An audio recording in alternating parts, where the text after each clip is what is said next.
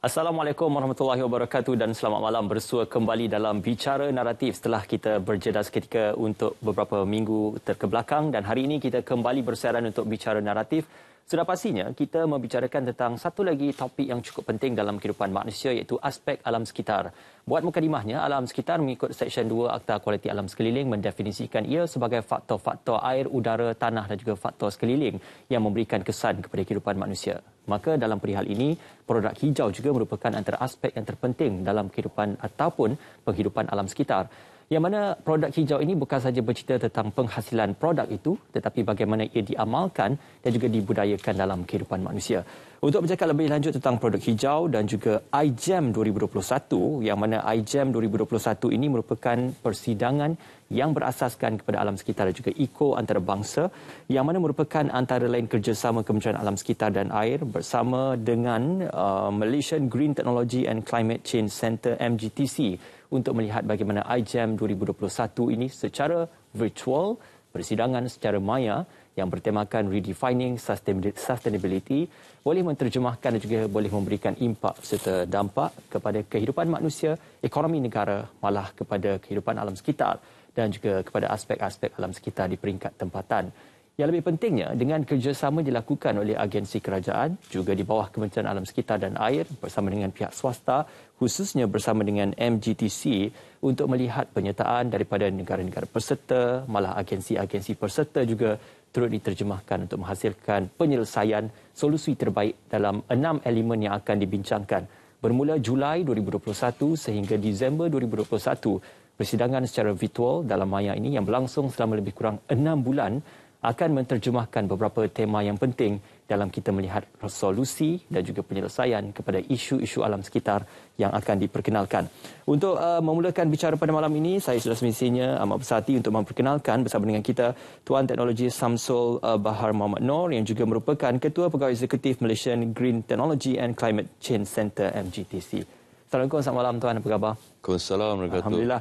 Terima kasih bersama dengan kami, berbesar hati untuk bersama dengan Tuan sebenarnya dalam kita bercerita tentang Virtual iGEM 2021 meneroka peluang perniagaan sektor tenaga hijau.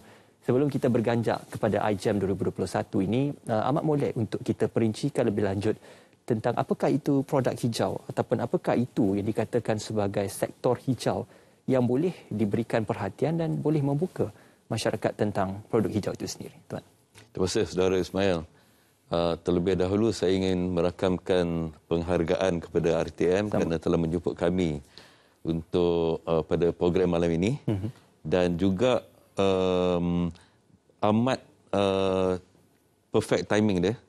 Sebab esok hari pada 22 bulan Julai, peresmian iGEM akan dilancarkan oleh Yang Amat Berhormat Perdana Menteri. Tan Sri Datuk Haji Muhyiddin Yassin. Dan jadi ada tepat sekali lah diadakan perbincangan pada malam ini.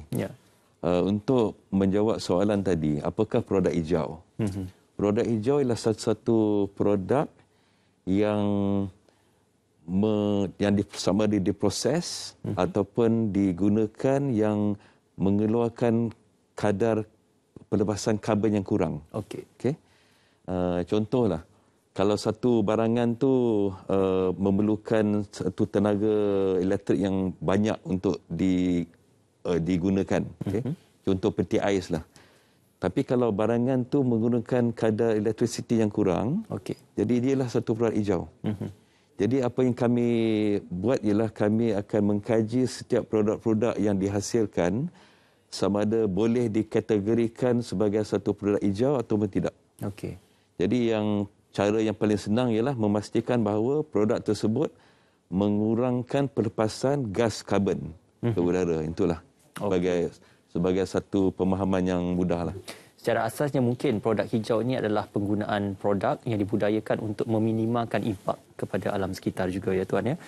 Ini disebabkan itu hadirnya iGEM yang mana sudah pun beberapa siri dilakukan bukan saja secara virtual tetapi juga secara fizikal sebelum ini dalam tahun-tahun kebelakang. Untuk 2021 difahamkan dengan kerjasama MGTC, KASA dan juga beberapa agensi lain, ada 6 tema yang akan diberikan perhatian. Jadi mungkin bagaimana rasional dan kepentingan 6 tema ini diberikan perhatian dalam tempoh 6 bulan persidangan ini, Tuan? Sebenarnya setelah kami mengkaji program AJEM yang kami telah adakan semenjak 10 tahun yang kebelakangan ya. Jadi setiap tahun yang daripada tahun 2010 sehingga 2019 kami adakan secara fizikal. Kami mengadakan satu dewan dan di mana pempamir akan datang dan akan mempromosikan barangan tersebut. Tapi setelah PKP dilaksanakan disebabkan oleh penularan pandemik COVID-19, kaedah itu telah berubah. Dan kaedah yang kami memperkenalkan tahun lepas ialah secara maya, secara virtual. Dan apa yang kami dapati bahawa walaupun kami gunakan kaedah secara virtual, tapi pendekatan dan juga matlamat IJM ni serupa. Dapat diterima ramai. Dan mungkin lebih mudah lagi untuk syarikat-syarikat luar, contohnya daripada Kanada, daripada China, daripada Germany untuk melibatkan diri disebabkan mereka boleh mempromosikan secara virtual dalam talian. Dan tak perlu mana-mana pengunjung datang daripada negara-negara luar untuk menyaksikan barangan-barangan produk-produk tempatan. Jadi setelah mengkaji itu, kami dapati bahawa lain daripada yang kami lakukan tahun lepas, iaitu IJM diadakan selama 5 hari. Kali ini kami adakan selama 6 bulan. Jadi soalan yang Saudara Ibrahim ajukan kepada saya tu, bagaimana kami menghasilkan satu program yang begitu lama, tapi masih lagi mendapat satu impak. Ini disebabkan oleh setiap minggu untuk setiap bulan yang kami adakan tu mempunyai satu tema yang berasingan, yang berlainan. Jadi apa ni yang kami akan menjanakan satu ialah kelainan dari segi setiap pelawat akan melawat program-program setiap minggu tu yang ada tema-tema yang lain yang akan hasilkan satu bicara yang lain. Kalau the narrative lah. The narrative yang kami adakan setiap minggu tu berbeza. Contoh pada minggu hadapan kami akan adakan satu international forum on green economy.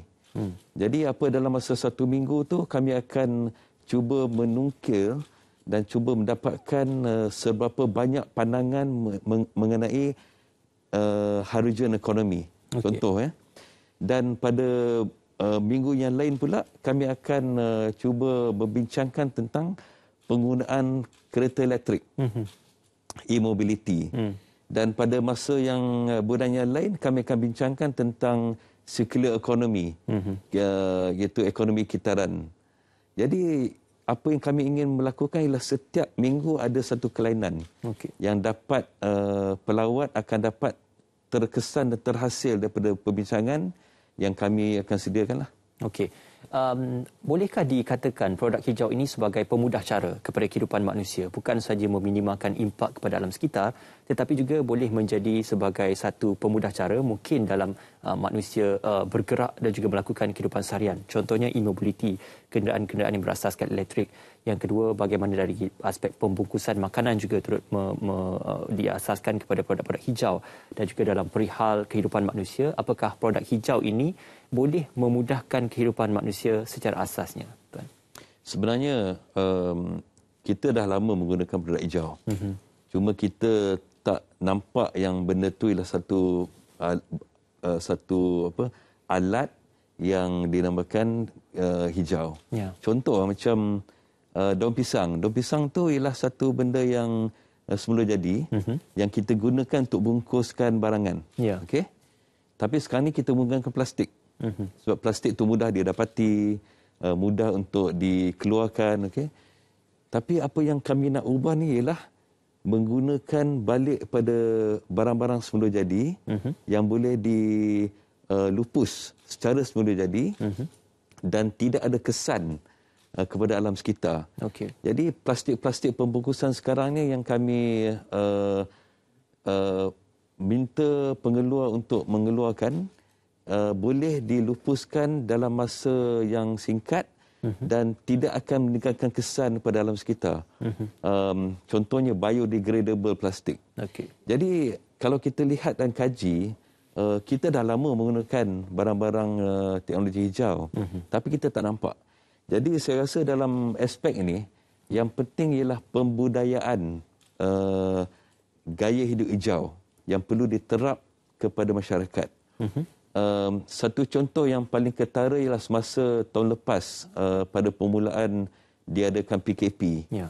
Dan ramai daripada kita duduk di rumah dan terpaksa bekerja dari rumah dan kita kurang menggunakan kenderaan.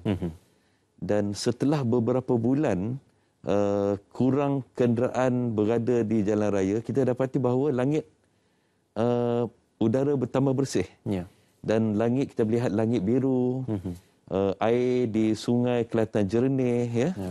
Burung-burung berkicauan. Jadi masyarakat pada masa tersebut dia nampak dan dia perasan bahawa ada satu kejadian telah berlaku. Dan jadi sekarang ni bagaimana kita nak memastikan kejadian tersebut disambung. Bukanlah setakat masa PKP orang tak keluar berjalan, boleh berjalan. Tapi selepas PKP, kalau boleh kita menggunakan kenderaan-kenderaan awam dan kurangkan memandu kereta ke tempat kerja. Itulah contohnya. Okey. Jadi kalau kita boleh laksanakan tersebut, kita boleh mengubahkan minda budaya gaya hidup hijau masyarakat, kita akan dapat mengubahkan satu suasana lestari. Yang inilah yang kami cuba sarankanlah, agar gaya hidup hijau ini menjadi satu aspek kehidupan setiap masyarakat dekat Malaysia. Okey. Disebabkan itu perkataan lestari itu membawa satu konotasi dan juga pendefinisian luas untuk kita pengamalan gaya hidup hijau dan juga penggunaan produk-produk hijau secara bersama. Redefining sustainability, satu tema yang diangkat cukup membawa satu pengertian yang luas dan juga mendalam. Sudah pastinya kemampanan itu diterjemahkan semula dalam redefining sustainability. Jadi apakah aspek-aspek kemampanan yang akan diberikan perhatian khususnya untuk mendapatkan hasil output dan juga perbincangan ataupun pameran daripada IGM 2021, tuan? Okay. Redefining sustainability itu secara langsung terjemahannya ialah pentakrifan kelestarian. Walaupun perkataan kelestarian itu telah lama dipakai, tapi pemahaman itu perlu ditekankan kembali. Kenapa kita perlu adakan kelestarian? Seperti mana yang saya beritahu tadi, pembudayaan itu penting, dan pengamalan budaya hijau itu penting. Jadi sekarang ni kalau kita boleh mengambil aspek-aspek teknologi hijau, di aplikasi ini dipergunakan dengan lebih meluas. Contoh kereta itu adalah satu contoh. Contoh peti ais itu adalah satu contoh. Kalau kita lihat barang-barang yang boleh dikita semula, seperti kertas contohnya, kertas yang kita semula mempunyai nilai ini nilai kelestarian lebih daripada kertas yang baru dihasilkan. Sebab kertas akan dihasilkan daripada penambangan pokok. Ya. Jadi kalau kita menambah lagi pengeluaran kertas, maknanya lebih banyak pokok akan terpaksa dipotong. Dan bila pokok-pokok dipotong, penyerapan gas karbon dioksida itu akan kurang. Sebab pokok dia mengeluarkan oksigen. Tapi dia menyerapkan karbon dioksida. Kalau kita potong pokok, kita tebang pokok, jadi tak ada bahan untuk menyerap karbon dioksida. Jadi bila perkara tersebut berlaku, ini permasalahan pada climate change, pada perubahan iklim, pada global warming yang kita alami sekarang ni. Jadi apa yang kami inginkan ialah kalau kita gunakan barang kita semula seperti semudahnya menggunakan kertas yang kita semula recycle paper, jadi kita kurang potong pokok. Kita pakai kertas yang telah diguna pakai, diproses kembali dan diguna pakai kembali. Jadi kalau kita boleh berubah kepada kaedah tersebut, kelestarian alam akan terjamin. Okey, dan sudah pastinya apabila kita berubah kepada produk hijau, kebergantungan kepada penghasilan produk berasaskan kepada sumber-sumber asli dan juga sumber-sumber tempatan juga akan dapat dikurangkan. Ini juga mungkin memberi impak kepada bagaimana kita melestarikan alam sekitar. Tuan, kita nak berehat seketika untuk kita kembali selepas ini dalam Bicara Naratif. Teruskan bersama kami.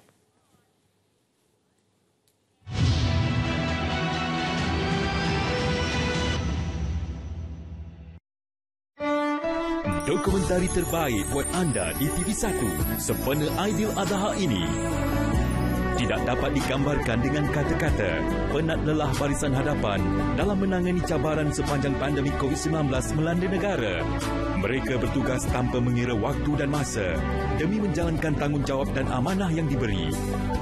Saksikan perkongsian bersama sekumpulan sukarelawan yang dipimpin oleh Abang Botak untuk bersama-sama dengan barisan hadapan dalam menggalas tanggungjawab ini di Sandakan Sabah dalam dokumentari khas Aidiladha, Pejuang di Perjalanan Akhir. Selamat menyambut Hari Raya Aidiladha daripada kami di TV1.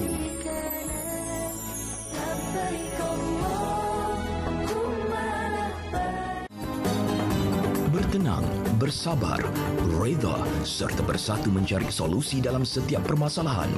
Marilah kita, seluruh rakyat Malaysia, bersama-sama bermunajat, berzikir demi kesejahteraan negara.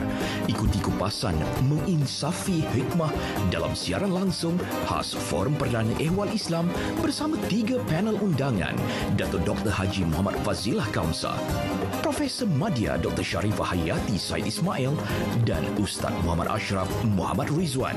Khamis ini 9 malam di TV1.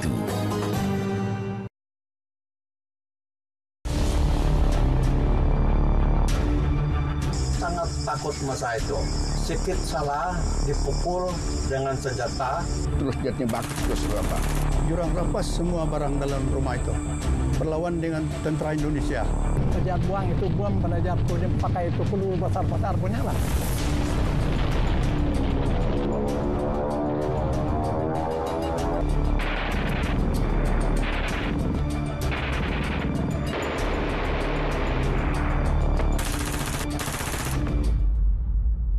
Mewarnaimu hanya di TV1.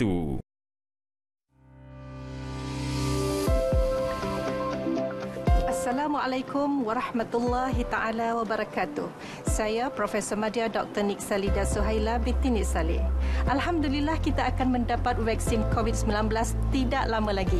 Dalam Islam adalah menjadi tuntutan kita untuk merawat penyakit. Begitu juga mengambil jalan pencegahan terlebih dahulu sebelum terkena wabak atau sebarang penyakit. Antara lain ialah dengan menggunakan suntikan vaksin COVID-19. Insya-Allah saya juga akan mengambilnya. Saya syorkan rakan-rakan semua berbuat begitu. Kerana dengan vaksinasi diri, kita dapat melindungi orang di sekeliling kita. Ingat, lindung diri, lindung semua.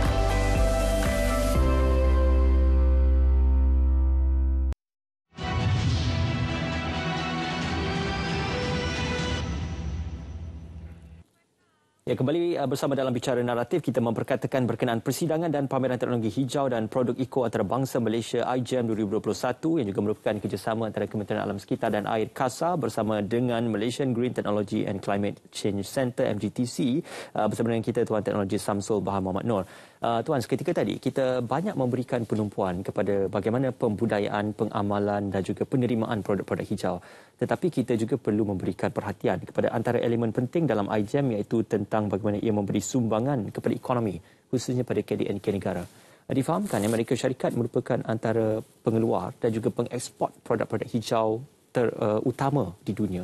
Tidak terkecuali juga Malaysia sedang berada pada landasan yang tepat. Jadi bagaimana Tuan melihat isu-isu produk hijau ini boleh memberikan impak yang cukup besar terhadap KDNK dan juga sumber hasil ekonomi negara? Terima kasih, Saudara Ismail.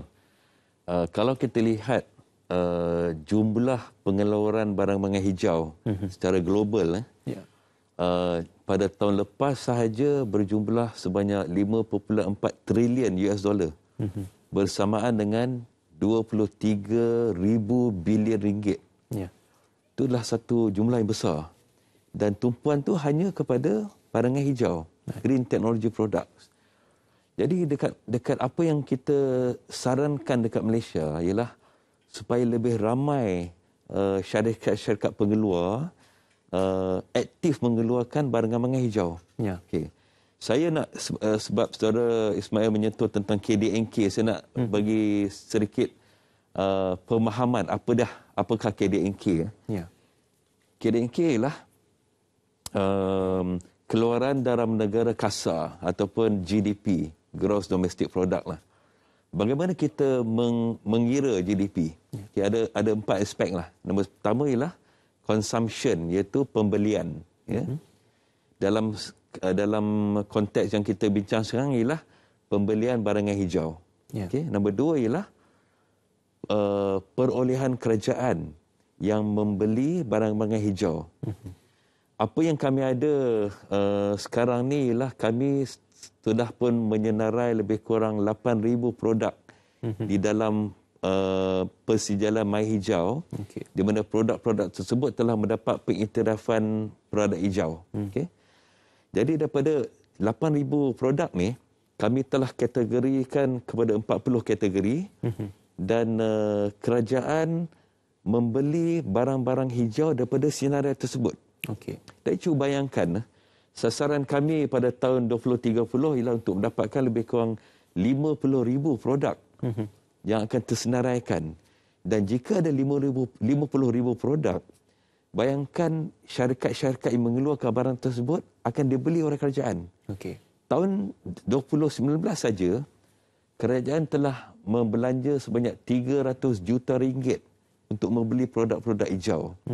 Jadi bila kita dapatkan lebih banyak produk yang dapat dibeli, saya yakin jumlah tersebut akan menjadi beberapa bilion yang akan dibeli oleh kerajaan. Okey. Kemudian tadi yang pasal KDNK, satu ialah pembelian oleh pengguna barang hijau seperti televisyen, seperti peti ais, penhawa dingin. Nombor 2 ialah pembajaan perolehan kerajaan, pembelian oleh kerajaan. Nombor 3 ialah pelaburan hijau. Baik. Jadi apa yang kami galakkan ialah jika lebih ramai lagi syarikat melabur barang-barang hijau, jadi kita boleh tingkatkan KDNK kita. Dan yang akhir sekali ialah net eksport perlu ditingkatkan. Inilah ekspor bersih lah. Maknanya kalau ekspor bersih ditolak dengan import, ekspor bersih itu melebihi. Okey. Jadi keempat-empat elemen ni mencorakkan pengiraan untuk GDP kita, untuk KDNK. Jadi kalau kita ingin GDP kita ditingkatkan lagi, kita sebab pada sasaran kerajaan ialah pada tahun 2030, KDNK yang melibatkan produk-produk hijau ialah sebanyak 100 bilion ringgit.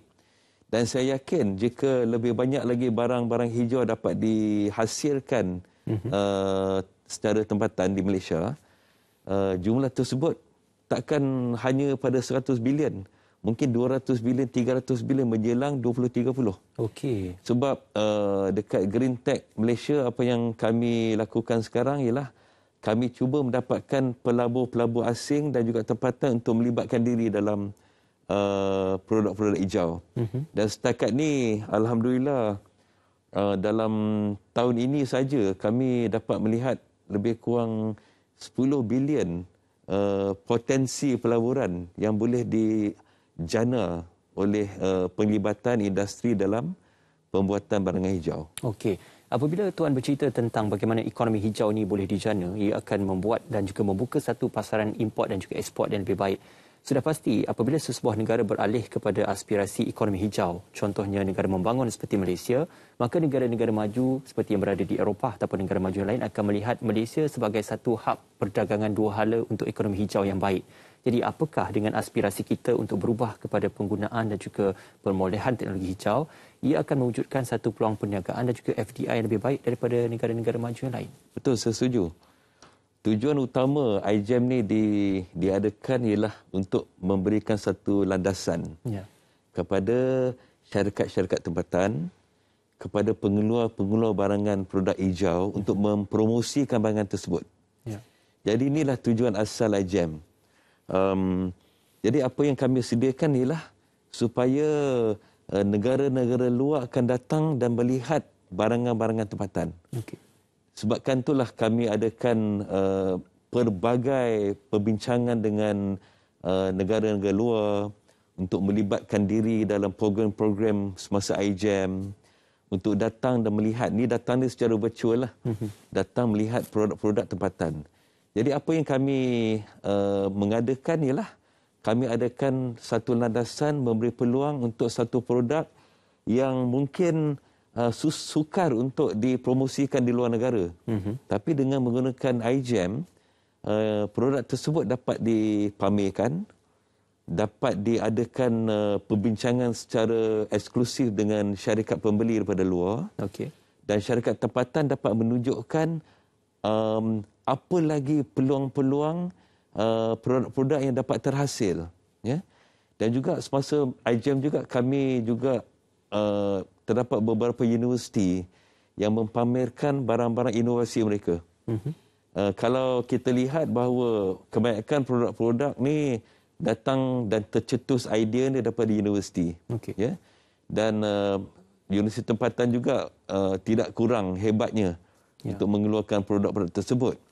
Dan sebab sebelum ni kami dapati bahawa banyak produk-produk daripada universiti hanya setakat di universiti saja, tidak diperluaskan lagi dalam segi pengkomersialiskan barang tersebut, perdagangan barang tersebut. Jadi apa yang kami lakukan ialah kami membawa universiti dan kami menunjuk produk tersebut kepada syarikat luar. Dan kami bantu dari segi cuba sedaya upaya untuk membawa dana. Kalau tak boleh dana daripada dana asing, dana tempatan, untuk membantu untuk mengkomersialiskan produk tersebut. Jadi kami gunakan landasan iJam ni sebagai satu holistik punya platform. Okey.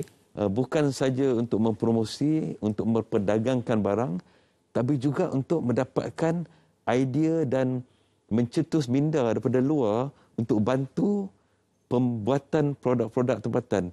Sama juga kami menjemput universiti daripada luar untuk datang dan membantu universiti tempatan. Okey.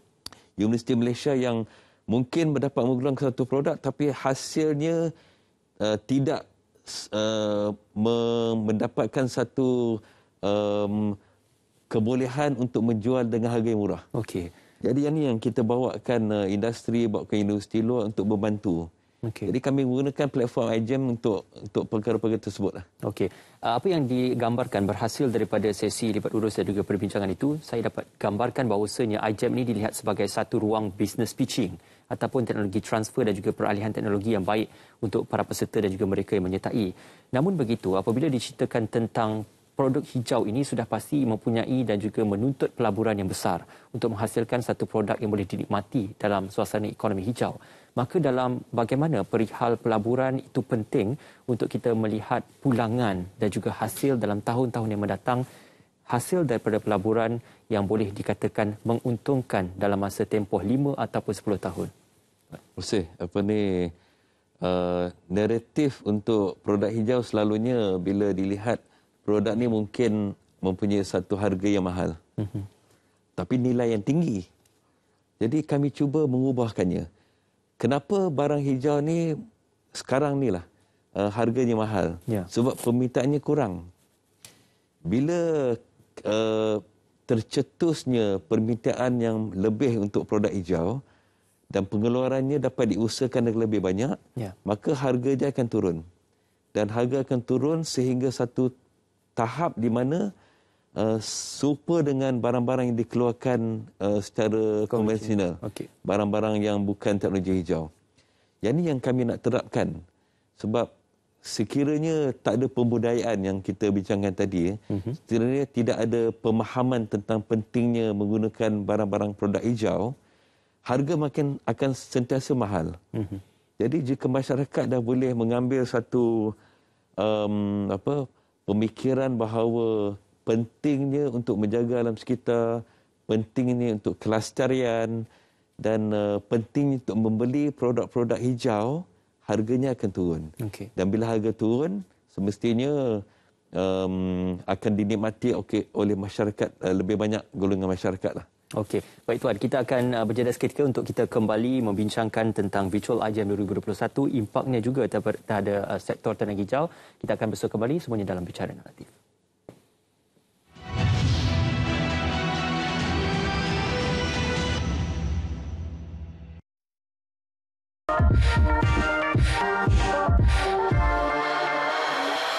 Dan lagu ini adalah lagu duet saya bersama dengan satu nama besar juga dalam industri nasyid, iaitu Abang Fazli Faiz.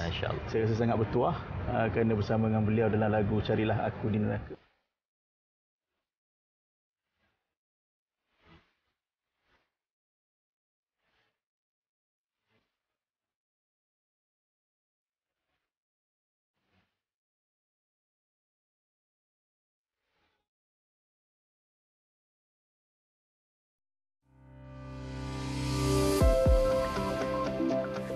Semua, saya Emiza Aznan, pelakon dan juga penyokong industri seni Malaysia. Ya, semua tahu kan pandemik melanda seluruh dunia ini dan memberi kesan kepada aktiviti lakonan saya dan juga rakan-rakan yang lain. Dan saya percaya rakan-rakan saya pun terasa yang sama, sunyi sepanjang PKP. Oleh sebab itu, saya bersyukur sangat apabila kerajaan mengumumkan vaksin yang akan tiba untuk rakyat Malaysia. Jadi, marilah kita mengambil vaksin. Ia melindungi diri, keluarga, masyarakat dan juga negara. Vaksin diri untuk melindungi orang di sekeliling kita. Lindung diri, lindung semua.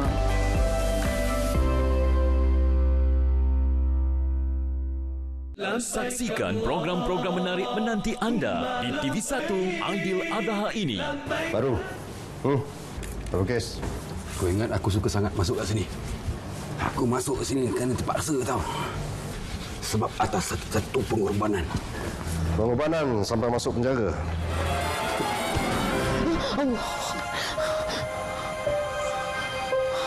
Malam tadi mak mimpi, Adi. Mimpi tak elok. Itu mimpi je kan. Mak. Ya. Mak percaya saya kan. Saya tak pernah bunuh orang, Mak.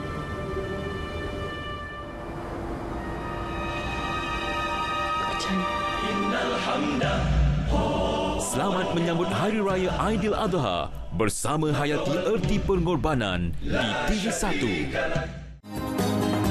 Bertenang, bersabar, reda serta bersatu mencari solusi dalam setiap permasalahan. Marilah kita, seluruh rakyat Malaysia, bersama-sama bermunajat, berzikir demi kesejahteraan negara.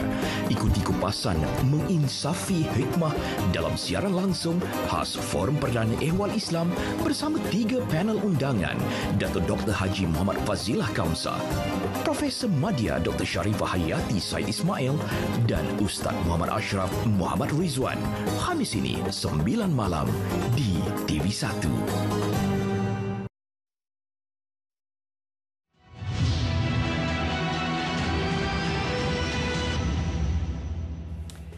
Bersua kembali dalam Bicara Naratif, IJM 2021 sudah pasti persidangan yang berasaskan kepada teknologi hijau dan juga alam sekitar akan memberi penumpuan kepada bagaimana pembudayaan teknologi hijau itu dalam kehidupan masyarakat.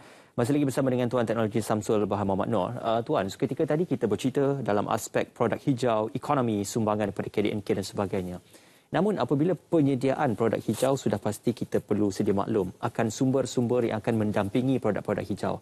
Contoh yang paling mudah, apabila sesebuah kereta elektrik dibangunkan, maka kebergantungan kepada sumber elektrik itu penting dan ia akan mengurangkan kebergantungan kepada sumber asli seperti petroleum dan sebagainya. Namun, bersediakah negara kita untuk bergerak dari segi penyediaan infrastruktur untuk pemerolehan tenaga elektrik seperti infrastruktur solar dan sebagainya bagi menyediakan infrastruktur yang lengkap kepada perubahan teknologi produk hijau itu sendiri, Tuan? Terima kasih, Saudara Ismail. Saya nak masuk sikit tentang penggunaan kereta elektrik, ya, e-mobility lah. Ya. Kami di bawah kementerian kami sudah pun membangunkan satu blueprint, dipanggilnya Low Carbon Mobility Blueprint, di mana kami telah menunjukkan satu tempoh 10 tahun, 20 tahun di mana bagaimana untuk mewarnakan penggunaan kenderaan low carbon mobility ni, carbon elektrik lah. Jadi dalam blueprint tersebut kami meletakkan pelbagai sasaran. Bila kita boleh mengubah daripada menggunakan kenderaan biasa yang sekarang ni, internal combustion engine, ICE, kepada electric vehicle. Okay? Jadi dalam beberapa minggu lagi saya rasa akan dikeluarkan blueprint tersebut, dan masyarakat akan dapat melihat bagaimana kerajaan mengubah daripada satu industri internal combustion engine kepada industri elektrik, e-mobility. Okay. Kami di bawah MGTC, kami mempelopori penggunaan kereta elektrik, di mana kami telah memasang hampir 400 pengecas elektrik di semenanjung Malaysia. Okay? Dan tapi jumlah yang menggunakan kereta elektrik masih kurang. Jadi apa yang kami sarankan ialah supaya bagaimana untuk nak meningkatkan lagi jumlah. Jadi jumlah tu nak meningkatkan, akan diadakan beberapa insentif, akan diadakan beberapa subsidi yang akan dilancar oleh kerajaan kelak lah. Tapi apa yang kami nak pastikan ialah penggunaan elektrik, kereta elektrik itu tak menggunakan sumber daripada arang batu contohnya. Ya? Sebab sekarang ni banyak power plant yang menjanakan elektrisiti menggunakan arang batu. Okay. Jadi kami nak ubahkan persepsi itu supaya teknologi ataupun penggunaan tenaga baru digunakan. Yang sebagaimana yang saudara Ismail berkata tentang solar. Solar digunakan di beberapa tempat dan dapat mengurangkan imbangan penggunaan fossil fuel, contohnya arang batu.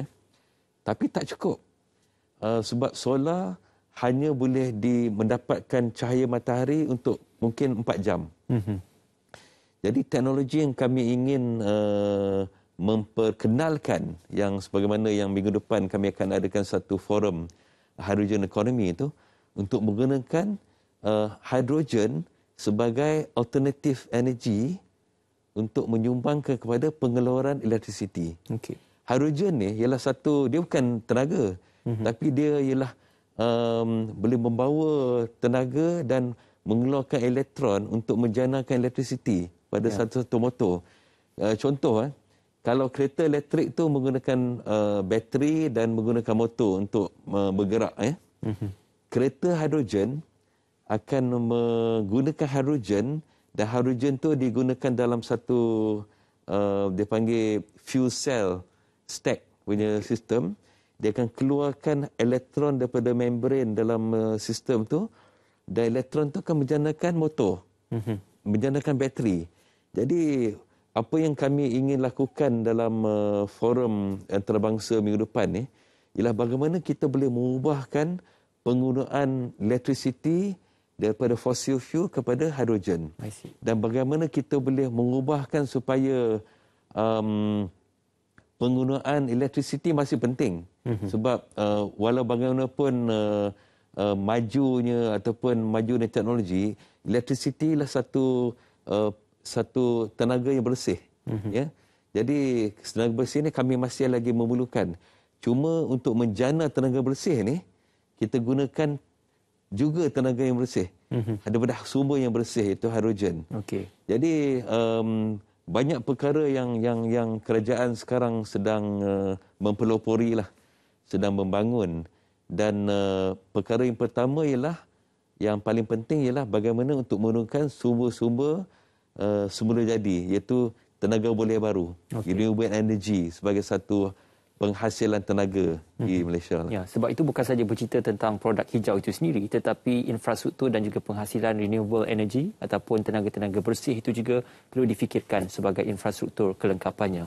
Dalam perihal ini juga, ramai yang tertanya-tanya, apabila kita berubah kepada aspirasi teknologi dan juga produk hijau serta ekonomi hijau, apakah akan berlakunya nanti aspirasi kerajaan untuk mungkin pengurangan cukai dan juga tax exemption mungkin, yang akan merancakkan lagi penggunaan dan juga penerimaan malah penghasilan teknologi-teknologi hijau seperti ini, Tuan? Sekarang ni kami ada beberapa program tax incentive, tax allowance, tax exemption, dalam bentuk kita panggil GITA dan GITI. Okey. Government Tax Incentive Allowance, Tax Exemption, yang di mana syarikat-syarikat pengeluar bila dia mengeluarkan barang-barang hijau, dia boleh memohon untuk mendapatkan pelepasan cukai. Okey. Dia menyediakan satu perkhidmatan yang menggunakan kaedah hijau. Dia boleh mendapatkan pelepasan cukai. Dia boleh mendapatkan pelepasan terhadap pelaburan yang dilakukan. Okay? Jadi platform ni memang sedia ada. Dan cuma mungkin tak ramai yang masih lagi mengetahui tentang adanya insentif-insentif tersebut. Jadi kami gunakan sekali lagi lah platform iGEM, kami mengadakan beberapa town hall, kami mengadakan beberapa diskusi dengan industri untuk ramai melibatkan diri dan cuba memohon untuk mendapatkan pelepasan cukai tersebut. Okey. Jadi inilah salah satu daripada insentif yang kerajaan sedia ada supaya untuk menggalakkan lebih ramai lagi pelibatan daripada industri. Satu lagi ialah GTFS, iaitu Green Technology Financial Scheme yang telah diadakan sebelum ni, yang kerajaan melihat dari segi bantuan tu ialah dari segi sebab duit ataupun dana untuk menjalankan satu operasi perlu didapatkan daripada bank. Ya. Tapi kerajaan memberikan satu jaminan 60% tentang pembayaran balik. Mana kerajaan memberi jaminan garanti 60% dan juga kerajaan mengambil 2% daripada faedah yang perlu dibayar. Jadi ini sudah tentu memudahkan lagi lah mana-mana syarikat untuk mengeluarkan barang-barang produk tersebut.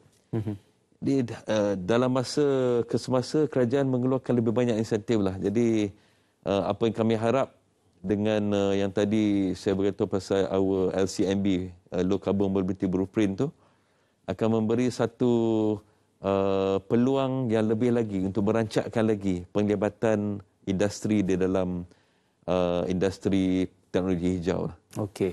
Dan dalam perihal kita bercerita tentang Virtual iGEM 2021, kita sebenarnya nak kongsikan sedikit tentang bagaimanakah suasana virtual ataupun lawatan secara maya yang akan dilalui oleh pelawat ataupun visitors dalam iGEM 2021. Mungkin boleh kita sama-sama kongsikan bersama dengan anda antara perkara yang penting untuk mereka yang berminat bagi mendaftar atau mengetahui lebih lanjut tentang Virtual iGEM 2021 ni. Apakah pengalaman yang akan dilalui dalam sesi virtual tersebut, Tuan? Okey, terima kasih. Pertama, untuk melayari iGEM ni, perlu pergi ke website, iaitu www.virtualigem.my. Ya. Okey. Bila dah dapat masuk ke website tersebut, perlu register, perlu mendaftar lah. Pendaftaran ni penting sebab setiap yang mendaftar, kami boleh memberi maklumat yang lebih lagi kepada setiap pelawat. Setelah mendaftar, dia akan masuk ke satu landing page. Okay. Rasa tadi ada tunjuk visual gambar landing page tu.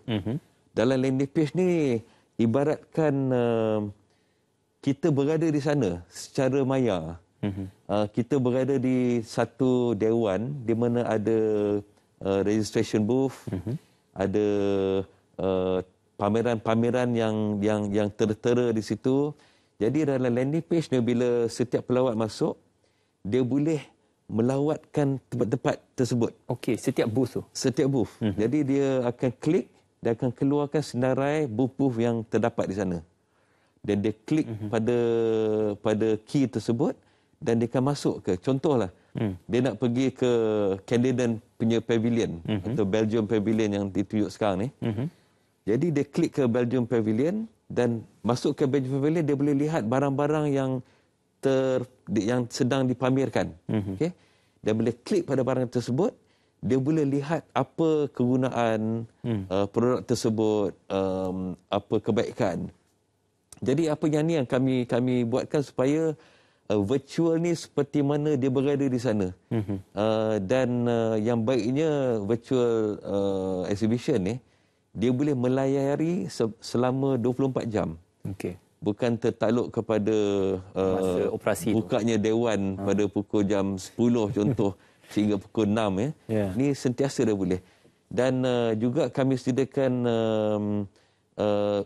tempat untuk di mana soal jawab boleh diadakan. Okey, di setiap booth itu. Setiap booth. Jadi bila pelawat datang dia masuk, dia pergi ke booth tersebut dan apa-apa soalan dia boleh ajukan secara chat ataupun dia boleh email kepada pempamer. Dan dengan ini kita dapat satu interaktif punya conversation lah di antara satu sama lain. Okey.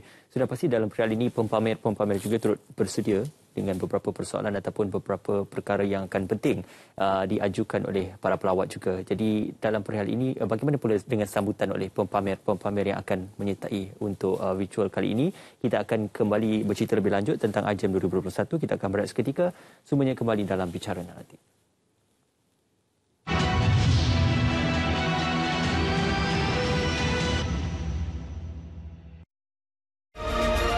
Ikuti mesyuarat khas Pegal Ketiga Parlimen Malaysia ke-14 di Dewan Rakyat pada 26 Julai hingga 2 Ogos 2021 dan di Dewan Negara pada 3 Ogos hingga 5 Ogos 2021. Secara langsung dari Parlimen pada pukul 10 pagi hingga 12 tengah hari di saluran TV1, saluran berita MyFreeview 123.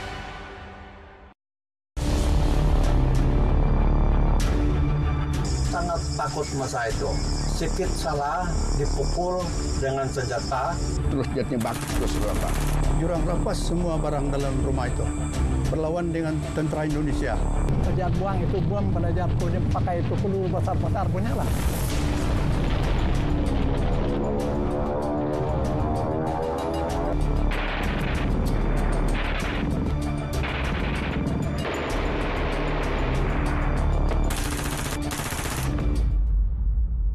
Mewarnaimu hanya di TV1.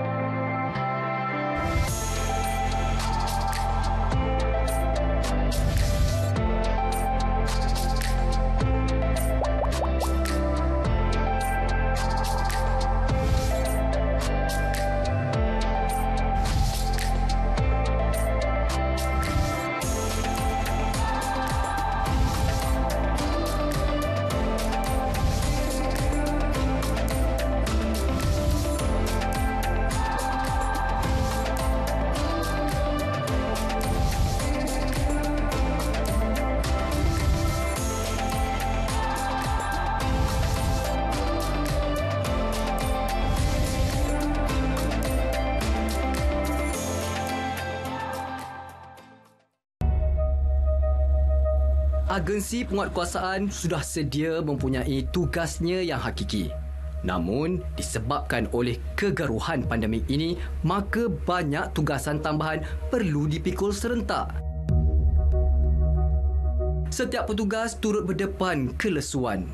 Lesu disebabkan kes berpanjangan dan lesu pula berdepan dengan realiti sikap rakyat yang mengambil enteng ancaman pandemik ini.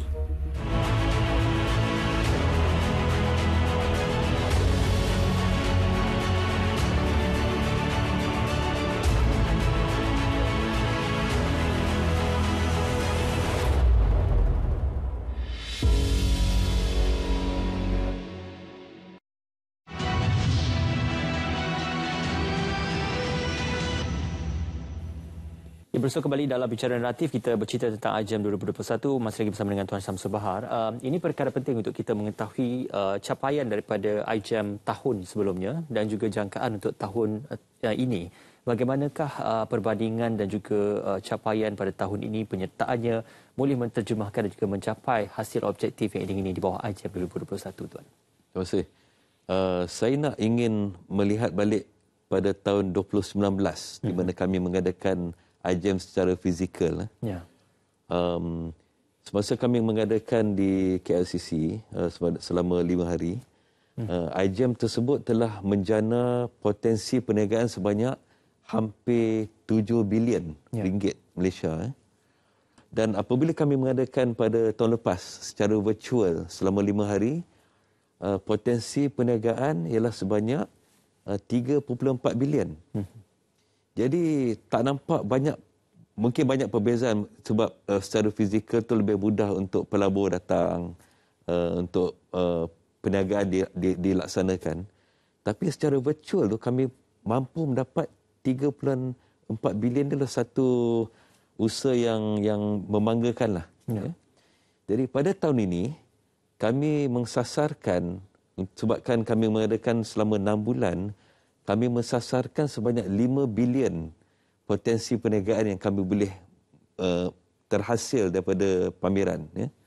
Tapi secara peribadi saya nampak jumlah tu mungkin kami boleh naikkan 2 kali ganda lah, kepada 10 bilion.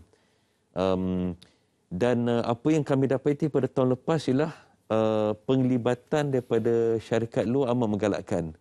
Dan tahun lepas saja pelawat yang datang daripada lebih pada 80 negara. Satu dunia. Dan sebelum ni pada 2019 masa physical iGEM, kami tak dapat jumlah tersebut.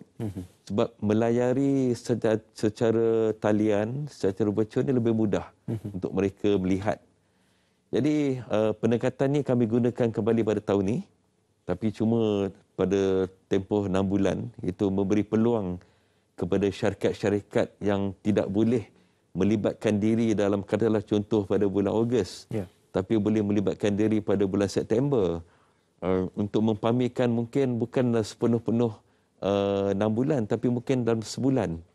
Jadi ini kami memberi peluang yang lebih fleksibel kepada pempamer lah, dan juga kepada pelawat untuk melihat. Tahun ini kami mensasarkan untuk mencapaikan lebih kurang 50,000 pelawat. Yang tahun lepas kami hanya dapat lebih kurang 15,000. Tapi tahun ini kami mensasarkan 50,000 sebabkan tempohnya lebih besar. Dan cara dan kaedah kami mendapat penglibatan industri itu berbeza. Sebab kali ini kami benar-benar menjual keuntungan untuk mempamer di dalam iGEM. Dan juga bagaimana pempamer tempatan dapat connect, dapat secara langsung berhubungi dengan syarikat-syarikat luar. Yang tu yang kami cuba terapkanlah nilai-nilai tersebut. Dan insya-Allah jumlah yang memamerkan pun kami akan meningkatkan lebih lagi daripada tahun lepas. Dan tapi benda ni ialah satu proses yang masih hidup. A living process. Bukan hanya pada 1 bulan tapi 6 bulan. Jadi mana-mana pempamer akan datang dan boleh memilih mana-mana dan bila-bila tempoh yang mereka perlu untuk mempamerkan barang tersebut. Jadi the flexibility itu membantulah dari segi kami berusaha untuk mendapatkan lebih ramai lagi penglibatan. Lebih mudah untuk pempamer dan juga lebih mudah untuk pengunjung ataupun pelawat bagi iGEM 2021. Difahamkan esok juga Yang Amat Berhormat Tan Sri Muhyiddin Yassin, Perdana Menteri, akan melancarkan secara rasminya iGEM 2021. Boleh dikongsikan sedikit tentang perkongsian untuk hari esok yang akan menjadi acara rasmi bagi iGEM 2021 sebagai mencapai objektifnya redefining sustainability, Tuan? Terima kasih. Esok saya harap kami dapat pelawat ramai lah. Pada pukul 2.30 besok, 22 hari bulan Julai, Yang Amat Berhormat Perdana Menteri akan meresmikan iGEM, dan beberapa perutusan yang akan disampaikan oleh Perdana Menteri itu amat penting. Selaku industri, selaku penglibatan dalam teknologi hijau, sebab beliau akan membuat beberapa pengumuman yang menunjukkan arah ke mana tujuan teknologi hijau ini, agenda hijau ini pada negara. Dan berapa pentingnya agenda hijau ini dipertengahkan, dan betapa pentingnya untuk mendapatkan penglibatan daripada industri, penglibatan daripada universiti, penglibatan masyarakat, supaya pembudayaan hijau ni akan terlaksana di Malaysia. Okey, secara kesimpulannya apakah harapan tuan untuk melihat agenda aspirasi pembudayaan hijau ini boleh diterjemahkan kepada teknologi hijau, produk hijau, malah kepada sektor ekonomi hijau yang akan menjadi satu kita kata hybrid dan juga simbiosis antara kesemuanya bergerak bersama untuk kehidupan masyarakat yang lebih baik pada masa depan. Apakah kesimpulan yang boleh dikongsikan bersama kita? Kita perlu mengubahkan minda kita kepada gaya hidup hijau. Okay, itu penting. Kita perlu mengubahkan cara hidup kita dengan menggunakan barang-barang hijau. Demi kelestarian alam sekitar. Jadi bukan saja daripada kerajaan, bukan saja daripada industri, tapi saya sarankan juga kepada masyarakat. Mulai sekarang, cuba ubahkan cara hidup supaya kita boleh membantu alam sekitar ni, bukan pada kita saja, tapi untuk anak-anak dan cucu kita untuk menikmati. Sebab kalau kita mencemar, impaknya berada pada anak-anak dan cucu kita. Jadi kita cuba elakkan perkara tersebut berlaku. Cuba mengelakkan pencemaran, cuba menggunakan barang-barang yang mengeluarkan gas karbon dioksida yang kurang, cuba menggunakan kenderaan pergi ke tempat kerja. Kenderaan ini maksud saya public transportation, kenderaan awam. Cuba jangan sangat membuat pembakaran terbuka. Jangan gunakan single use plastik, botol-botol plastik yang kalau digunakan, dibeli tu cuba gunakan semula. Jangan hanya dibuang. Program penggunaan kurang penggunaan straw plastik telah berjaya.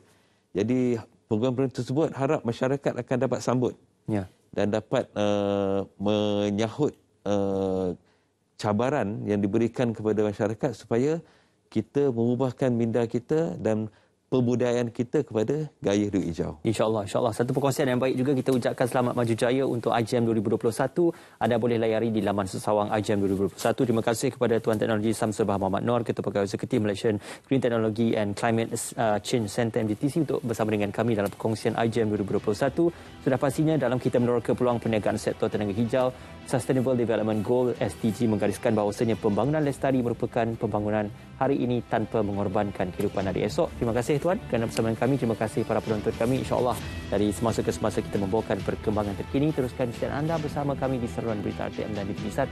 Assalamualaikum. Selamat malam.